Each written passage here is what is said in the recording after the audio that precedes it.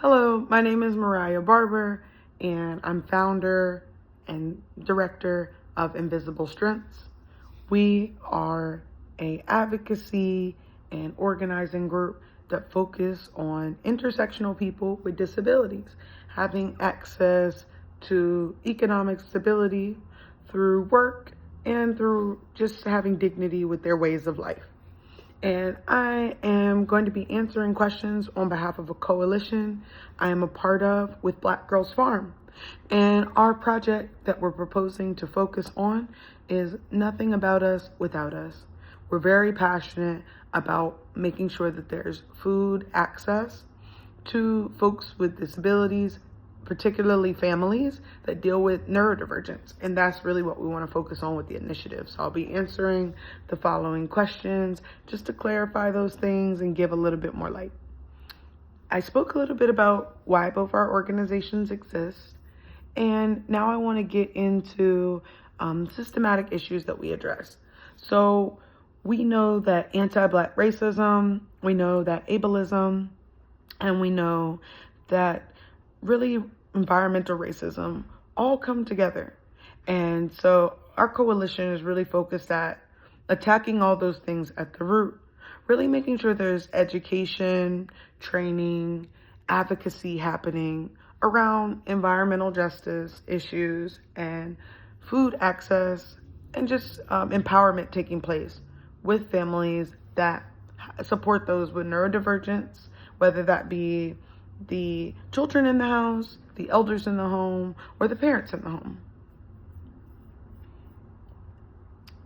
This fund would be really impactful to be able to support us in being able to provide garden boxes, workshops, and just general initiatives and support and resources for neurodivergent families that are intersectional, meaning they're BIPOC or LGBTQIA+, trans perhaps, and be able to have accessible ways of engaging with the environment, of growing their own food, and just empowering themselves to live the best life that is possible.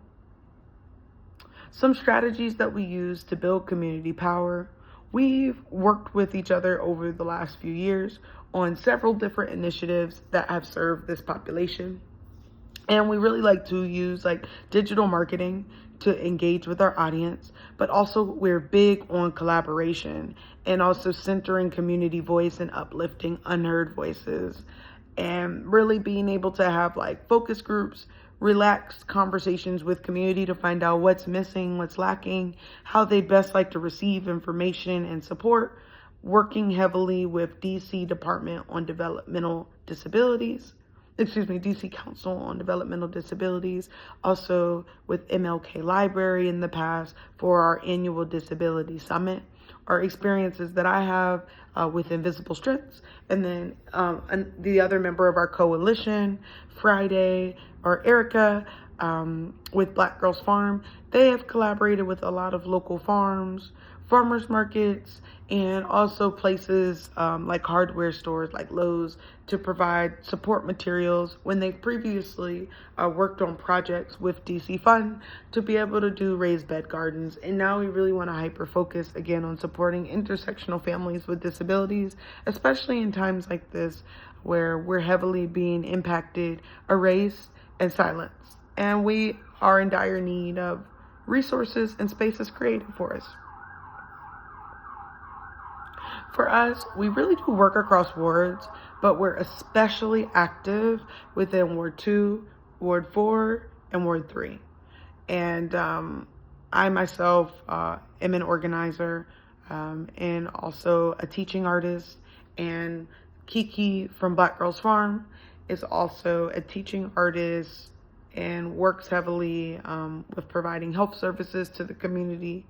Friday, or Erica from Black Girls Farm, also does a lot within the various wards in terms of just showing people how they can build their own garden boxes, doing seed distribution, doing conversations about how getting out in nature can help with healing.